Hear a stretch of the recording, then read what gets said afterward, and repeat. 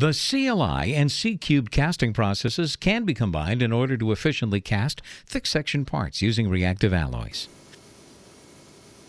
The mold and ceramic snout are preheated to 2,000 degrees Fahrenheit. The snout, and for this application a spacer, are positioned inside a vacuum chamber at the loading station.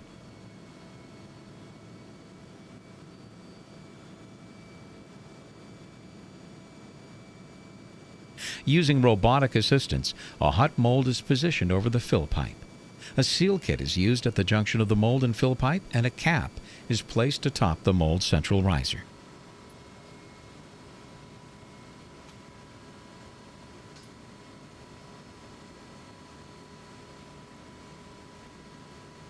The casting machine robot raises the chamber to the sand fill station.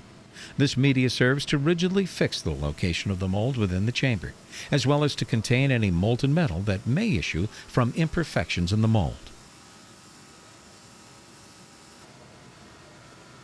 The chamber is lowered, moved away from the fill station, and the vacuum head is closed tightly on top of the support media. The chamber is sealed using an inflatable tube. A fine mesh screen inside the vacuum head is permeable to gas, but does not permit the passage of sand into the vacuum-controlled network. The mold package is transported to the casting station.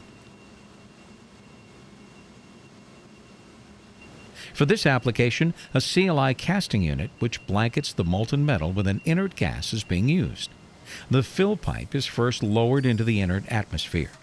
A partial vacuum is momentarily applied to the chamber, eliminating air within the mold and replacing it with inert gas. The chamber is further lowered until the snout is submerged a precise distance into the melt. When the chamber is again partially evacuated, the inert gas, which blankets the melt at atmospheric pressure, causes metal to flow upward into the mold, completely filling the part cavities.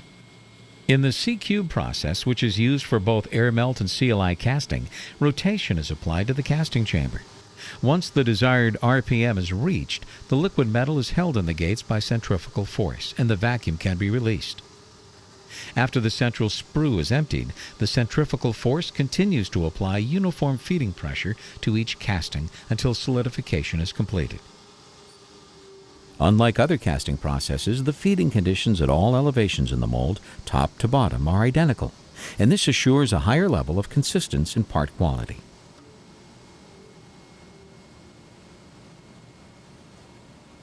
When all metal has solidified, the rotation is stopped, and the chamber is moved to a discharge station.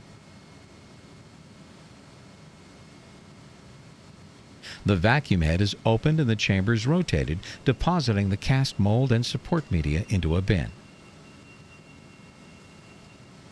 Combining CLI and C-cubed enable the economic production of reactive metal components that combine thin walls and thick sections. Such parts are difficult to produce using gravity-poured vacuum casting technologies.